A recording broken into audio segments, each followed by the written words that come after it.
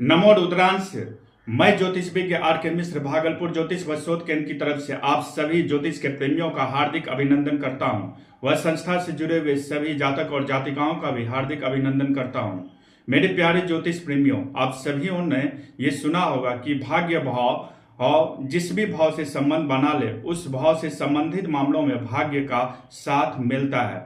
इसमें कतई संदेह नहीं है कि भाग्य भाव का जिस भी अन्य भाव से संबंध स्थापित हो उससे भाग्य का साथ मिलता हुआ दिखता है, किंतु भाग्य भाव से संबंधित मामलों को लेकर के कुछ बुरे परिणाम भी देखने को मिलते हैं।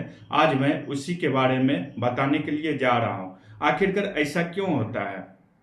वैदिक ज्योतिष में एक सिद्धांत है केंद्र भाव, पनफर भाव और अपोक्लिम भाव को लेकर के। इसमें से अपोक्लिम भाव को निर्दिष्ट करने वाले भाव तीसरा भाव, छठा भाव, नौवां भाव और द्वादश भाव होता है। यदि तीसरे भाव को देखें तो उसके समसप्तक होने के कारण जो भाव निर्दिष्ट होता है वो नौवां भाव होता है। वहीं पर छठा भाव जो रोग, ऋण व संघर्ष और व्याधियों का भाव है, उन भावों के सुख का भाव यदि कोई निर्दिष्ट होता है तो वो नौवां भाव निर्दिष्ट होता है। तो वहीं पर द्वादश भाव जो कि व्यय का भाव है, अगर उस भाव से का दशम भाव यदि कोई भी भाव निर्दिष्ट होता है तो वो नौवां भाव निर्दिष्ट होता है।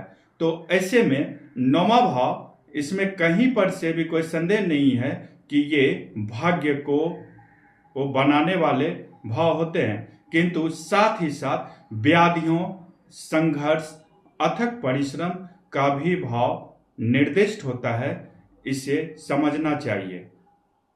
ये ज्योतिष के भावत भावम सिद्धांत और ज्योतिषीय महासूत्र के अंतर्गत रखे गए केंद्र, पनफर और अपोक्लिम जैसे सिद्धांतों के आधार पर नौवां भाव बहुत अच्छा रिजल्ट नहीं देता है। आशा है कि आपको नौवें भाव से संबंधित मामलों को लेकर के ये विशेष जानकारी बेहद ही पसंद आई होंगी। तब तक के लिए पुनरागमन तक नमस्कार।